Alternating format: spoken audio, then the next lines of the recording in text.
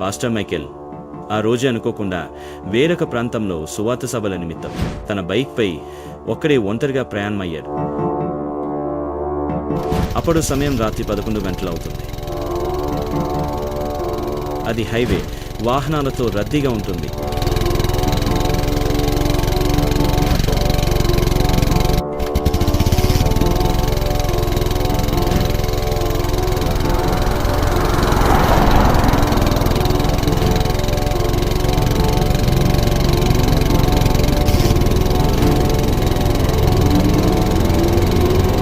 కొంత దూరం వెళ్ళాక సడన్గా ఏమైందో తెలియదు, కానీ వెనుక నుండి వేగంగా ఒక కారు వచ్చి మైకేల్ బైక్ ఢీకొట్టింది. వెంటనే మైకేల్ రోడ్డు పక్కన పడిపోతాడు.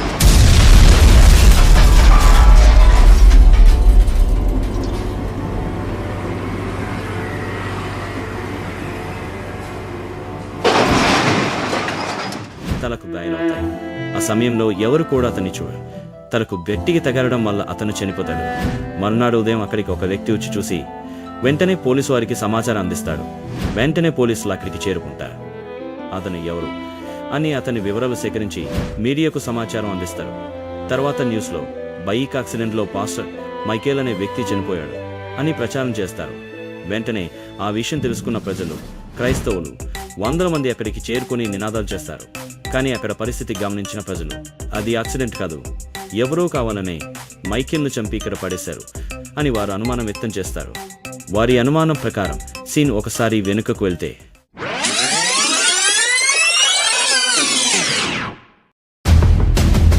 మైకేల్ తన బైక్పై ఒక్కడే ఒంటరిగా ప్రయాణమయ్యాడు. అప్పుడు సమయం రాత్రి 11 గంటలు అవుతుంది. కొంత దూరం వెళ్ళాక అతనిని గుర్తు తెలియని వ్యక్తులు కారులో వెంబడిస్తారు.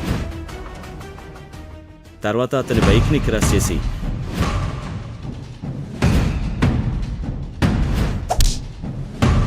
వాళ్ళ దగ్గర ఉన్న కర్రలు, రాడ్లతో మైకేల్ను ఆ మనుషుని కొట్టి పడేస్తారు. కానీ మైకేల్ అక్కడి నుండి తప్పించుకుని వెళ్తాడు. మళ్ళీ వాళ్ళు కారులో అతను వెంబడించి వెనుక నుండి వేగంగా వచ్చి తన బైక్ని గుద్ది వెళ్ళిపోతారు.